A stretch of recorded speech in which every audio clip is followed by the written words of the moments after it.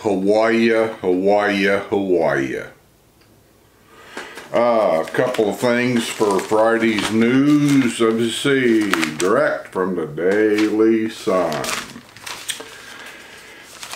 I think this is new for everybody. We didn't see this one coming, or at least I didn't. First I've heard of it. Connectivity plan adds a second Turnpike bridge for golf carts. Network expands to link all residents and future villages. See if I can read a little bit of something here. It's going to be made out of Corten steel, curved trusses, and large pillars. Bridges over Florida Turnpike. 2 bridges are being developed to traverse Florida's Turnpike. The northern bridge will cross near the village of Duluna, an area between Brownwood, Paddock Square, and the village of Finney, providing golf cart access to villages in the southern region. Another bridge a few miles south will be built near the Okahumpa Okahumpa Service Plaza, linking both golf cart and vehicle traffic to future areas, including land recently acquired in Leesburg. The new bridges are part of the long-range plan to ensure smooth traffic flow to amenities and service areas from one end of the villages to the other. Sounds like that bridge is going to be way down by, or way down, not really way down, but down by Leesburg area, that land mass they bought down there.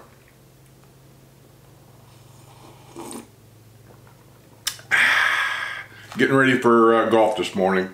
It's going to be a hot one. We played yesterday. It was a scorcher, but we made it. It was rough, but we got her done. I'm just joking. Bridge over small water areas. Work is well underway on the small Brownwood Pond Bridge south of Brownwood Paddock Square. That's the one I took a video of. It's pretty well done now. I need to go down there with the camera and take a video of that to show you what it looks like now. That's the first of the 2 bridges there. That one goes across the pond. They got that one out of the way because it doesn't cause any kind of traffic disruption on 44. And then there's going to be one next to it or behind it that's going to cross 44 right there to connect to the golf cart trail, which goes all the way down to the Finney area. It's a multimodal path connector designed to be reminiscent of steel train trestle bridges of a bygone era to fit in with Brownwood's pioneer theme. Like the other nearby larger bridges, the bridge will also be constructed of Corten steel. Its parallel cord truss will span the pond to an oak-covered peninsula on the north side of State Road 44. Other small bridges will cross area water features, will enable golf cart travelers to enjoy the old Florida aesthetics while exploring the villages. Exploring. That's another way of putting it when you're lost. Making fun because we've all been there. So that's interesting. Second bridge across the Turnpike. The Bluefin, the restaurant everybody has been waiting for in Brownwood on the corner right there where the old German restaurant, and before that it was a tapas restaurant, is a total failure. It was doomed to be a total failure from literally day one. I went down there when that was a grand opening and I could tell by the menu this ain't going to make it. But it took him several years. He gave it the best shot he had, but it's gone. Now the Bluefin is opened up. This is a family of people that own several restaurants in the villages. All of them have been successful so far. I wish them luck on the Bluefin. I don't know about the prices of it. I saw kind of a soft opening menu. The prices look fair to me, but I heard rumors, and once again rumors fly wild around here, that it was going to be a high-end seafood restaurant that was going to cost somewhere between $75 to $100 a couple to eat there. From the menu I saw, that's not true. Not to say you can't spend that, but the menu I saw seemed as reasonable there as anywhere else. So we'll see. I haven't been there yet. But right there, can you see it? Can you see it? The restaurant on the front page. Restaurant serving up a dizzying dining scene. Bluefin Grill and bar owner Fred Karimpour. Man, what is it with these names around here? Karimpour, Karimpour. Stands in the middle of the restaurant's dining room Friday. Bluefin Grill and Bar at Brownwood, Paddock Square. Features seafood specialties and is scheduled to open Monday, which was 2 days ago. Well, actually, it's Wednesday today. I'm doing the video today. 2 days ago to me. You're going to see this video Friday, so it would have been 4 days ago when you see this video. Hear that noise? Must be cutting the lawn next door. All right, let me see what kind of news we got this week. Anything worth reading?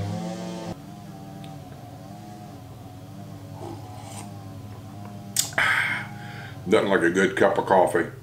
I've tried a lot of different coffees. They're all good. Well, I won't say I've never had a bad cup. Yes, I have, but in the K-cup stuff, they're all good. They all have their flavors. They all have their aroma. They all have their different boldness about them, I'll say.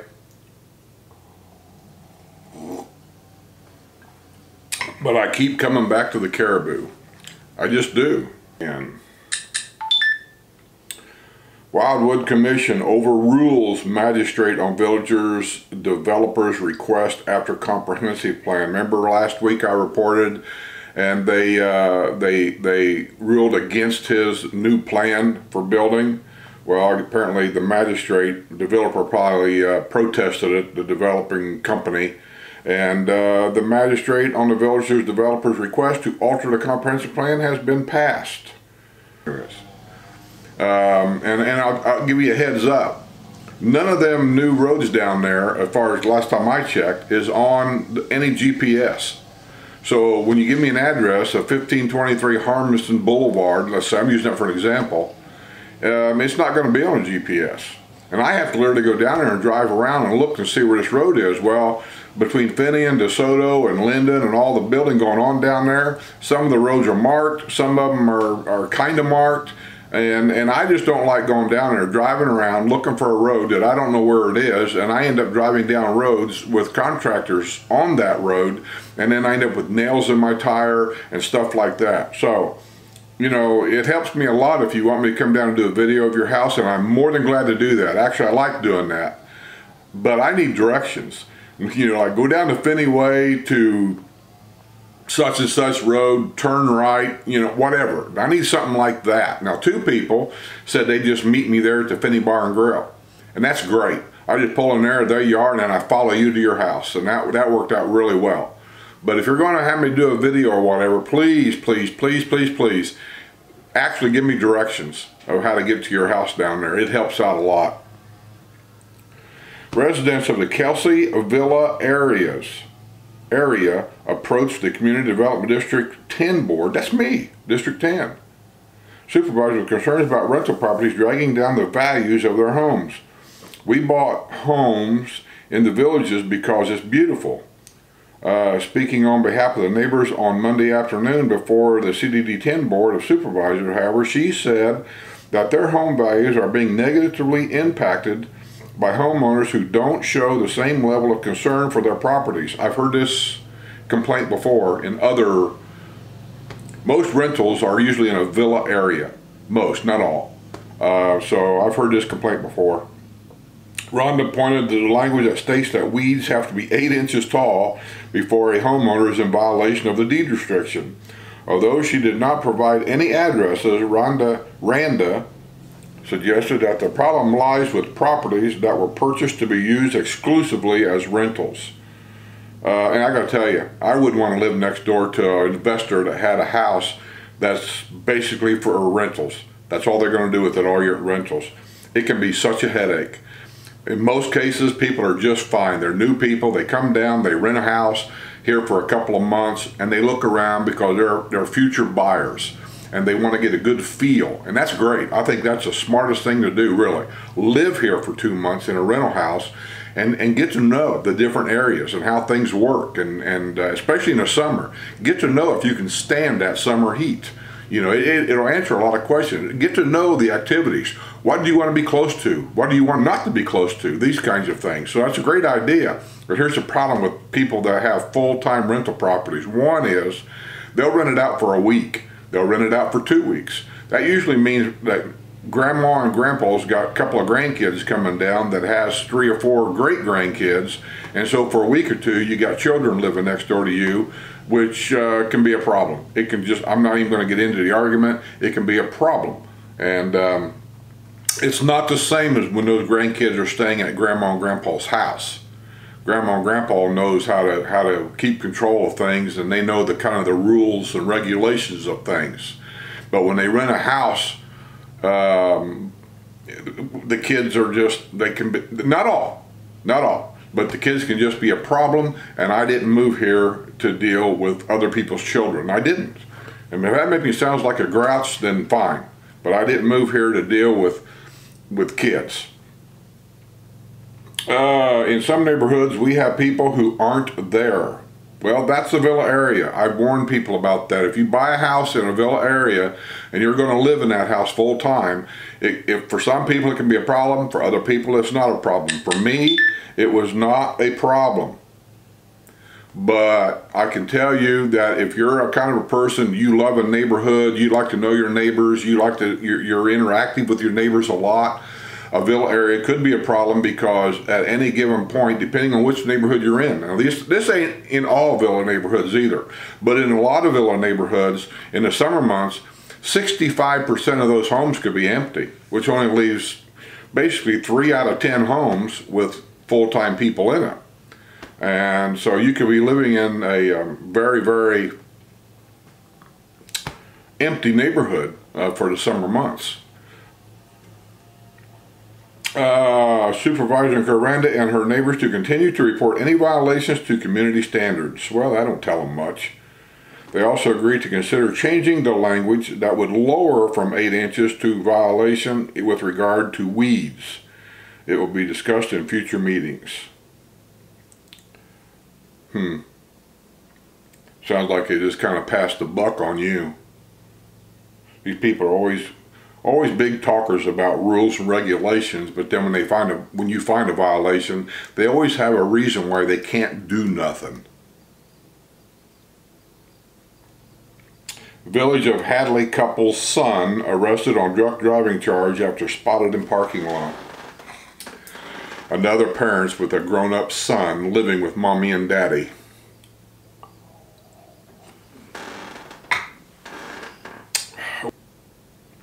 Yep, that's what I said. See, can you see? It's kind of hard sometimes to get this thing to focus right. A grown son. The Village of Hadley couple's son was arrested on drunk driving charge after he was found staggering in a parking lot.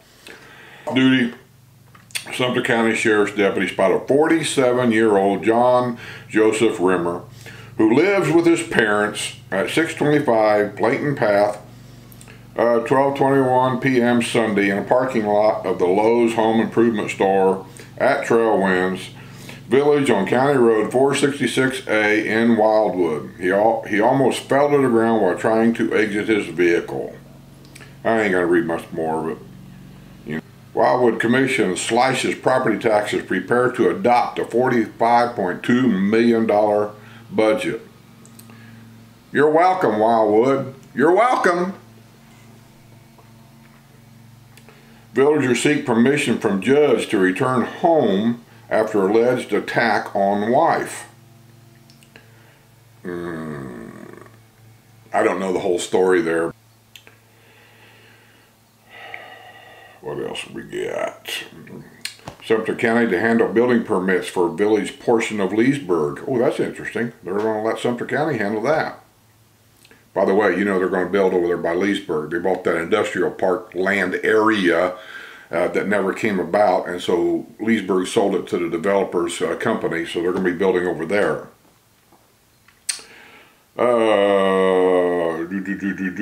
Villagers Restaurant shut down after high priority violations discovered. Notice it says Villagers Restaurant. I want you people to hear what I'm saying, because you don't hear, you hear what you want to hear. I didn't say Villages Restaurant, Villagers Restaurant. In other words, somebody that lives here has a restaurant that was shut down, but it wasn't in the Villages, it was probably outside there somewhere. Mobile unit coming to Fruitland Park to collect household hazardous waste. Suspect facing felony charges after allegedly ripping off former employer. Exquisite Hardscapes Incorporated. That's who that person worked for. Crepe Myrtles coming down to end messy situation at swimming pool in the Villages. Man charged in heist of golf cart theft. The Crepe Myrtles are around a swimming pool area. The leaves fall off, the flowers fall off, they're all in the pool all the time. And so they've decided they're going to take them out and replace them with something. Man charged in heist of golf facility was free on bond in similar theft in the Villages. Yeah, he got picked up for theft somewhere else. He gets put in jail. He got out on bond, and then he got picked up again for stealing a golf cart, and he got put in jail. He got out on bond, and then come to find out the history of this guy is he's been arrested something like 13 times for burglary and theft over the last, like, I don't know, 10 years or something like that. I don't know why we keep releasing them after, I mean, whatever happened to the 3 strikes you're out rule? Wawa roars into Marion County Market with aggressive store plan. Wawa is coming around. We've had 2 new ones that I know of. This sounds like a 3rd one. Okay, what else?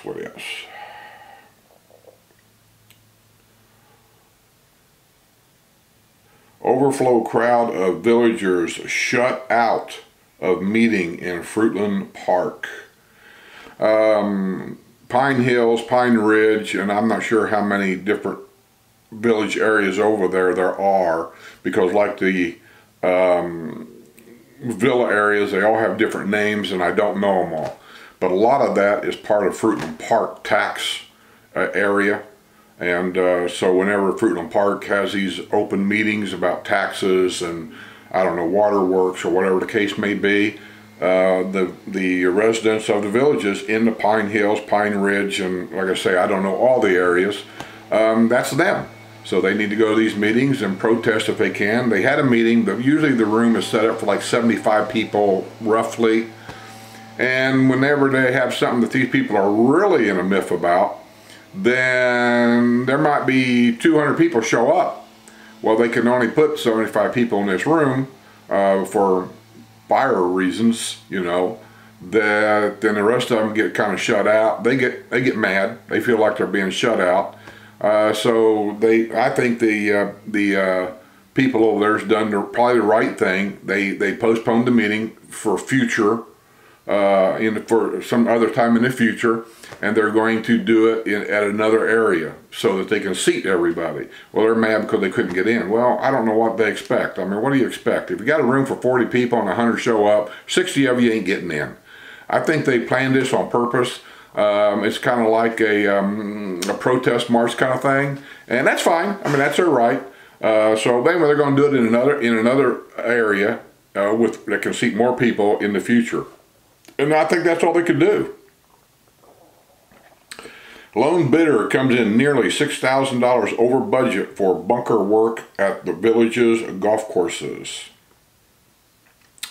93-year-old villager's golf cart stolen from her residence.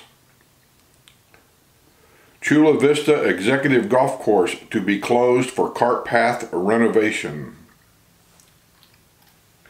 3 men to answer in court after drunken brawl at village's night spots.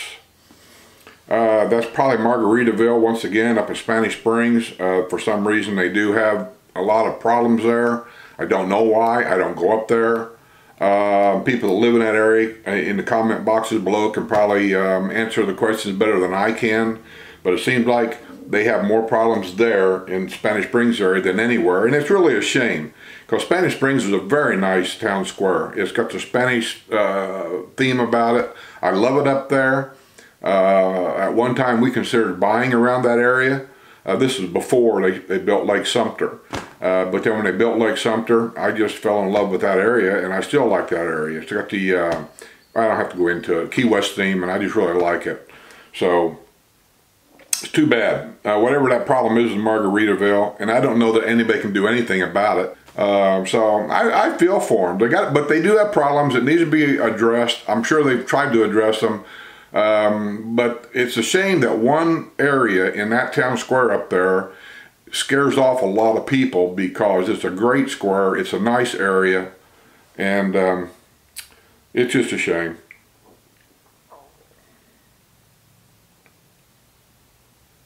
CDD4 supervisors take crucial vote on 20% increase in maintenance assessments. Let me read that, see what's going on there. CDD4 is way up north, way up by the Spanish Springs area. The Community Development District 4 Board of Supervisors on Friday approved a 20% increase in maintenance assessment rates despite a room full of residents urging them not to do it. Residents packed the Savannah Center as CDD4 supervisors were scheduled to vote on the 2018-2019 fiscal year budget. CDD4 is facing some steep bills. About $190,000 has already been spent on sinkholes on McLaurin Terrace in the village of Calumet Grove. That's some sinkholes they had months ago. I assume those has been confirmed as sinkholes and not a pipeline. With another $700,000 expected to be spent, $465,000 has been spent on Hurricane Irma expenses with no reimbursements yet from the Federal Emergency Management Agency. There are road projects on the schedule with oil prices on the rise. Residents who crowded the Savannah Center were skeptical of the need for the increase and voices their fears about the financial impact on their lives. When you talk about a 20% increase, you wave a red cape in front of a bull in a retirement community. Yeah, you do. Oh well. Gotta go, gotta get out of here, golf. I'm getting ready to run late, so until I tell you guys next time, I'll see all you guys on the other side.